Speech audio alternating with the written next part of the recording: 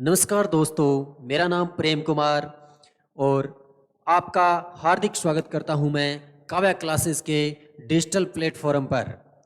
और जैसा कि आपने वीडियो का टाइटल देख लिया है कि कंप्यूटर के अंदर शून्य से लेकर जितने भी आगे के प्रोग्राम होते हैं, आप उनमें आगे कैसे बढ़ सकते हो। यानी शून्य से हीरो बनाने वाला आपको एक बेंच दिया गया है यूट्यूब पर, जो सारे के सारे वीडियो मेरे द्वारा तैयार किए जाएंगे और आपको समझाया जाएगा।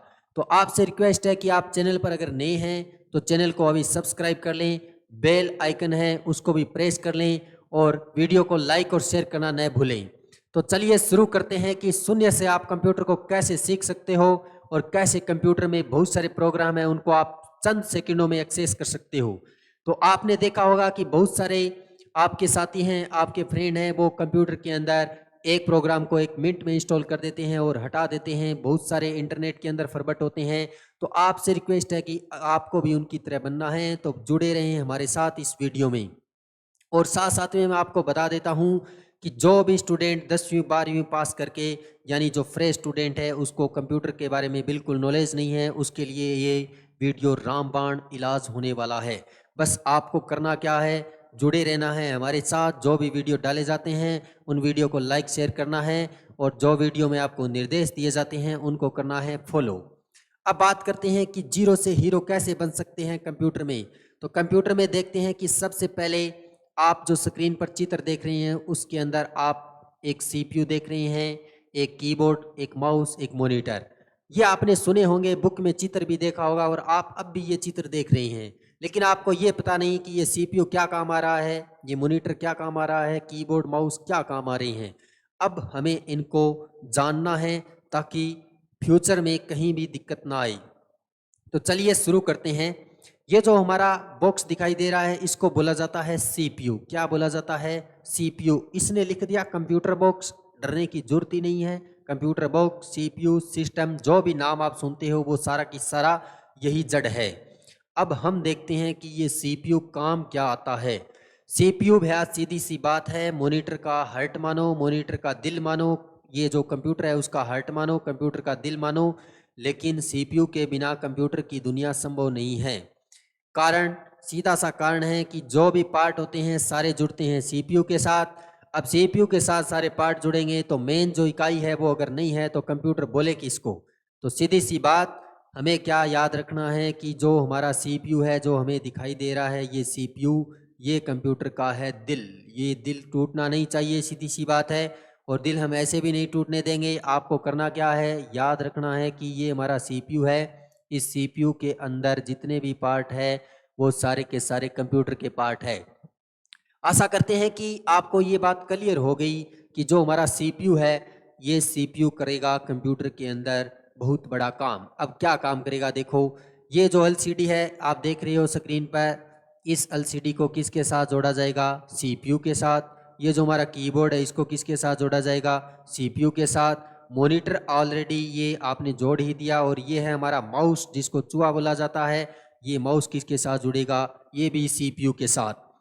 कौन सा माउस किस तरीके से काम करता है, कौन सा कीबोर्ड किस तरीके से काम करेगा, मॉनिटर क्या है, ये चीजें विस्तारित रूप से बाद में पढ़ेंगे। पहले सीधी सी बात, ये जो चित्र आप देख रहे हो स्क्रीन पर, इस चित्र में 4 प्रोडक्ट आपको दिखाई दे रहे हैं। 1 नंबर सीपीयू हमारा, 2 नंबर एलसीडी, 3 नंबर कीबोर्ड और 4 नंबर हमारा माउस।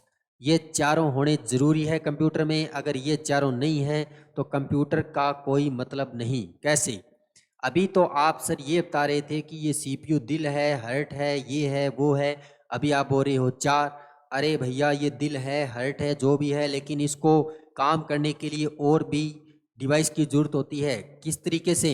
सीपीयू को आपको कोई भी काम करवाना है, मान लीजिए आपको टाइपिंग करनी है तो आप कीबोर्ड ले आओगे मार्केट से, कीबोर्ड से टाइपिंग करोगे, टाइपिंग करोगे तो आपको पता क्या चलेगा कि आप कौन सा शब्द लिख रहे हो। कीबोर्ड से टाइपिंग करनी है, कीबोर्ड से आप टाइपिंग करोगे। अब पता कैसे चलेगा? इस स्क्रीन से चलेगा। हो गया ना जरूरी स्क्रीन। अब मैं माउस है जो आपको स्क्रीन पे दिखाई दे रहा है, मैं यहाँ से पेन मार्कर वगैरह यूज कर रहा हूँ, यहाँ से इरेजर यूज कर रहा हूँ। तो बिना माउस कैसे यूज कर रहा हूँ? मैं तो यहाँ बैठा हूँ, स्क्रीन वहाँ है।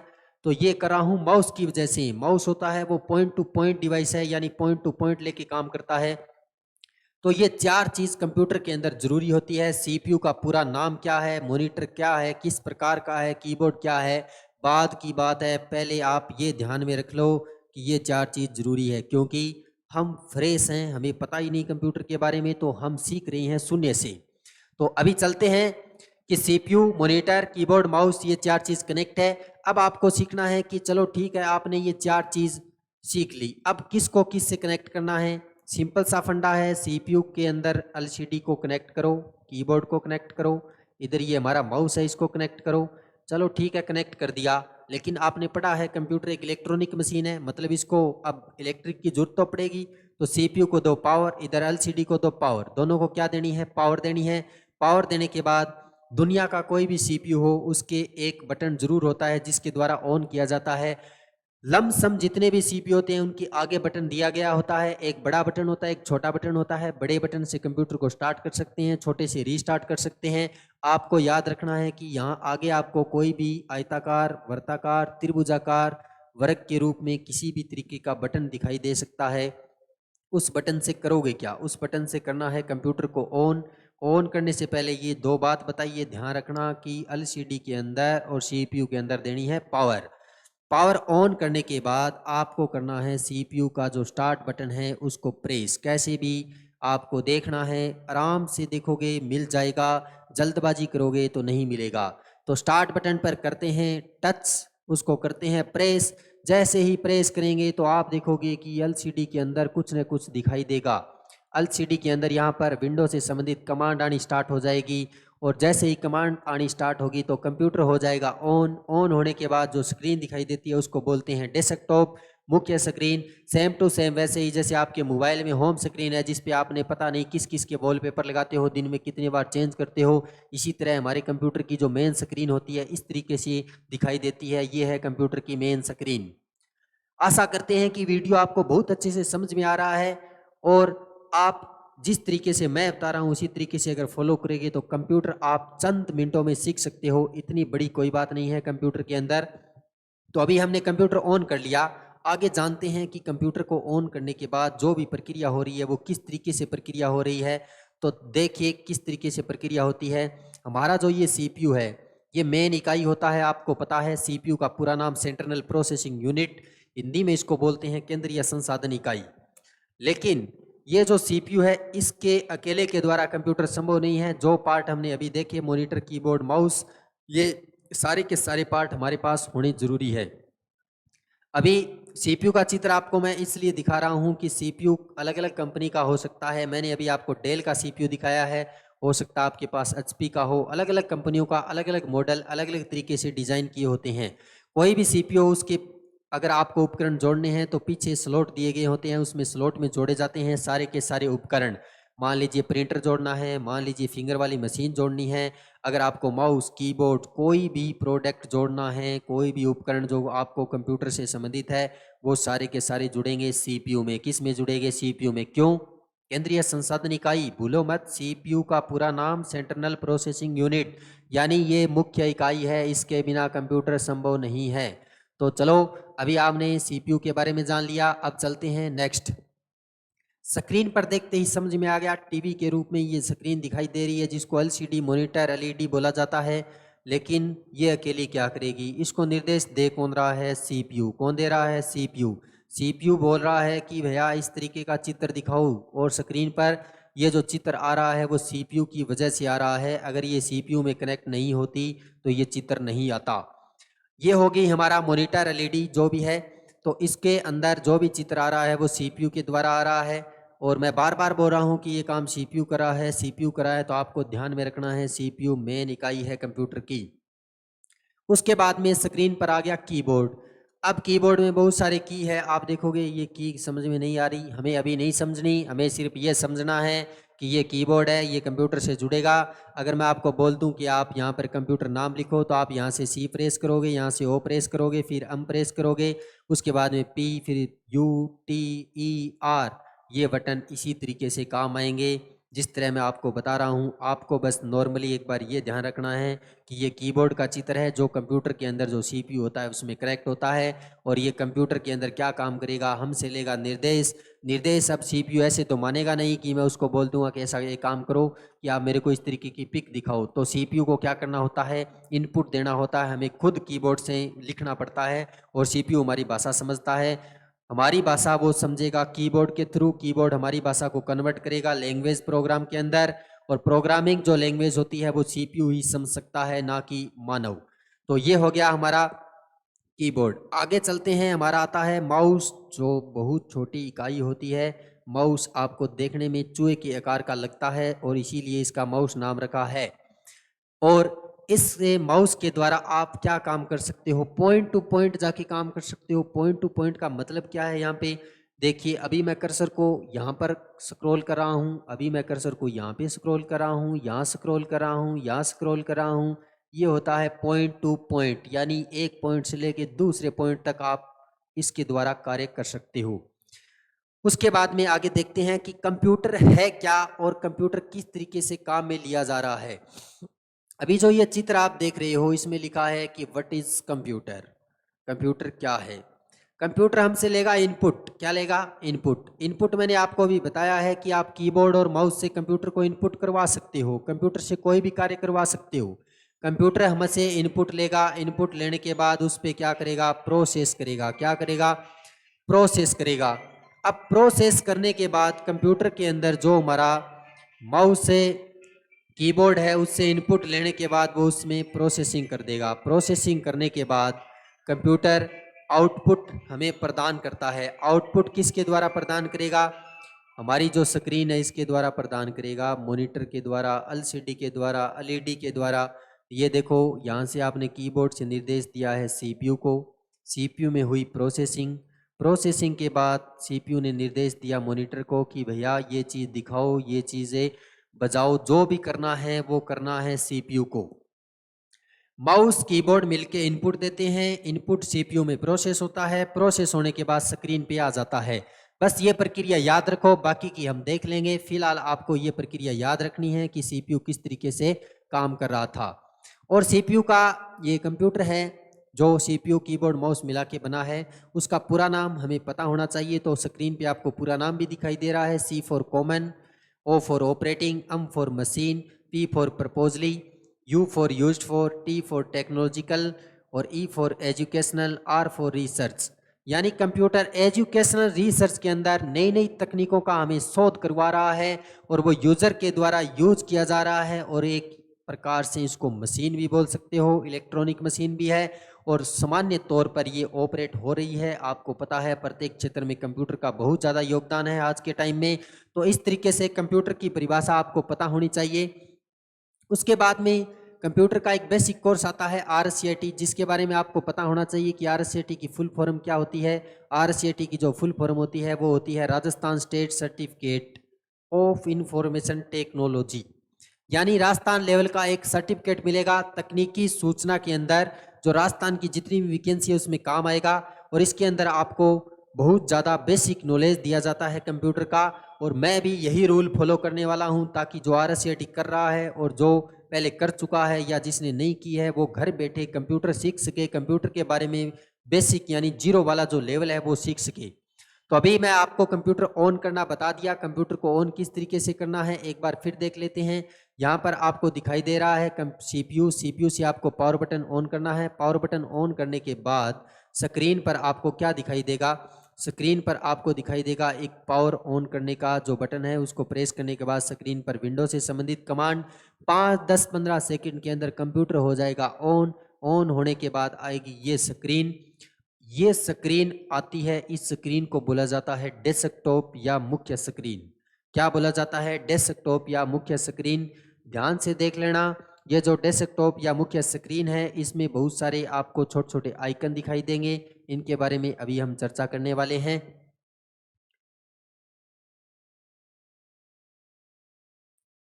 तो अभी आपको स्क्रीन पर क्या दिखाई दे रहे हैं, यहाँ पर डेस्कटॉप के अंदर आइकन दिखाई दे रहे हैं और नीचे एक पट्टी दिखाई दे रही है जिसपे मैं कर्सर घुमा रहा हूँ। ये पट्टी है टास्क बार। क्या है, टास्क बार। ऊपर जो स्क्रीन है वो है डेस्कटॉप मुख्य स्क्रीन, और इसको GUI भी बोला जाता है, ग्राफिकल यूजर इंटरफेस, यानी जो यूजर है उसको इंटरफेस करवा रहे हैं। जो भी आइकन है वो बता रहे हैं कि ये प्रोग्राम अगर ऑन करना है तो इस पर क्लिक करो, ये फाइल ओपन करनी है तो इस पर क्लिक करो।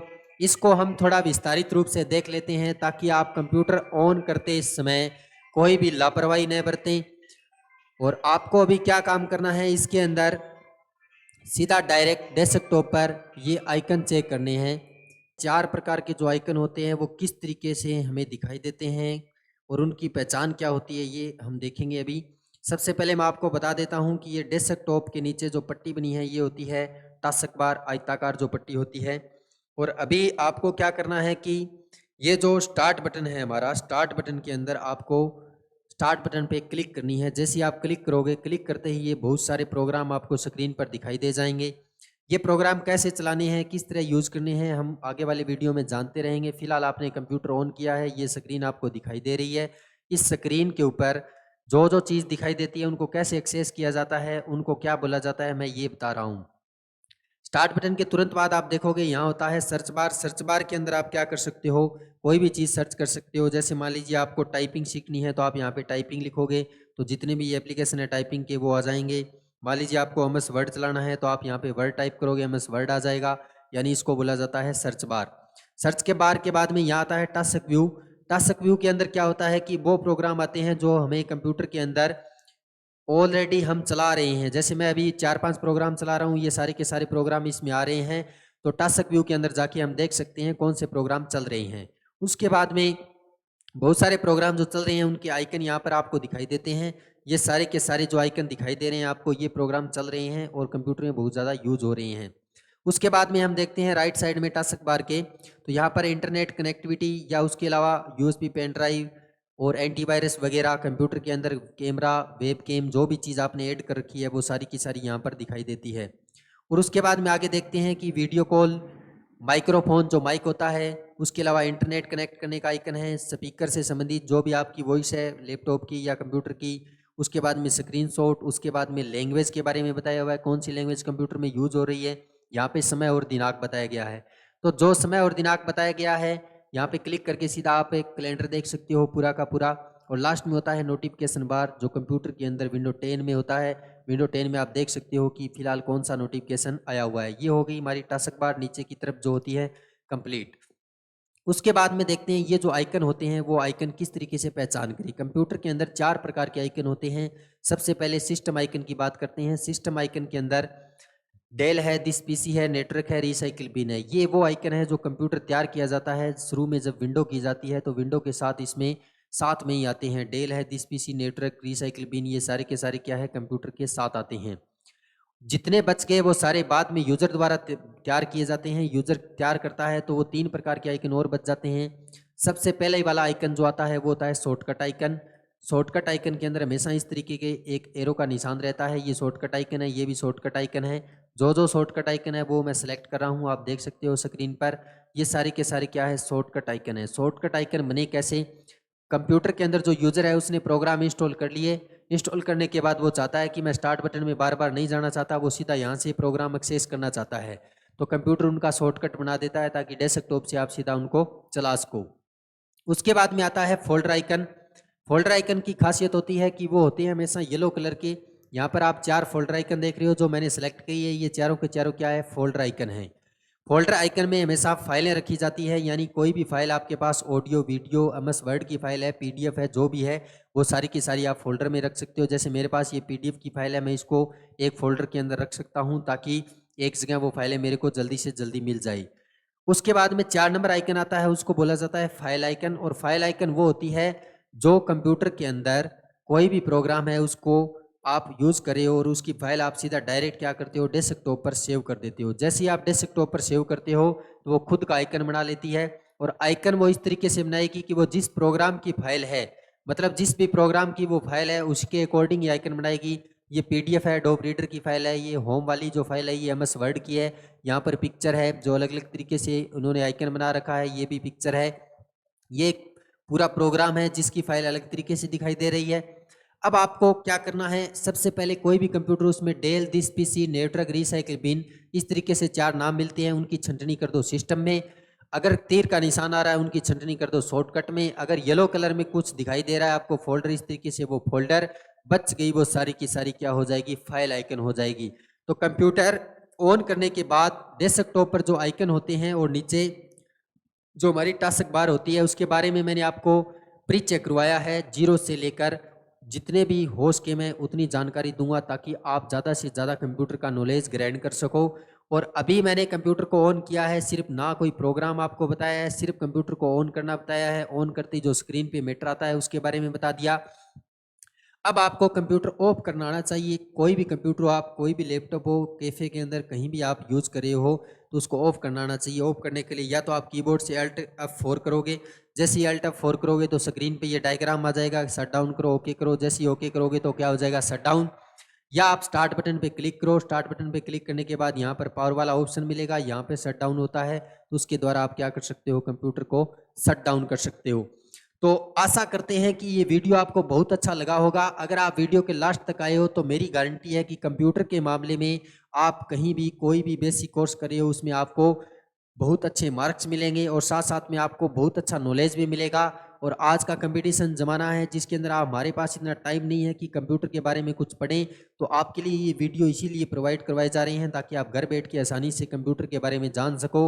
और बहुत सारे स्टूडेंट हैं जिनको ये भी पता नहीं कि किस तरीके से कंप्यूटर में इंटरनेट कनेक्ट किया जाएगा, किस तरीके से क्या किया जाएगा। तो प्रत्येक की वीडियो आपको मिलती रहेगी। ये मेरा पहला वीडियो सिर्फ बेसिक जानकारी के लिए है ताकि आप कंप्यूटर के अंदर अगर नए हो तो आप ज़्यादा से ज़्यादा कंप्यूटर को जान सको, कंप्यूटर को सीख सको। और जो भी स्टूडेंट नया है वो वीडियो को सब्सक्राइब, ये जो हमारा चैनल है इसको सब्सक्राइब कर लें। और उसके अलावा अगर आप जो भी आपके फ्रेंड हैं उनके साथ ये वीडियो शेयर करना चाहते हैं तो शेयर भी करें। और ये वीडियो आपको कैसा लगा कमेंट बॉक्स में ये ज़रूर बताएं ताकि हम आने वाले जो वीडियो हैं उनमें और सुधार कर सकें। और आशा करते हैं आपको वीडियो बहुत पसंद आया होगा। आज के लिए बस इतना ही, मिलते हैं फिर अगले वीडियो में, तब तक के लिए धन्यवाद।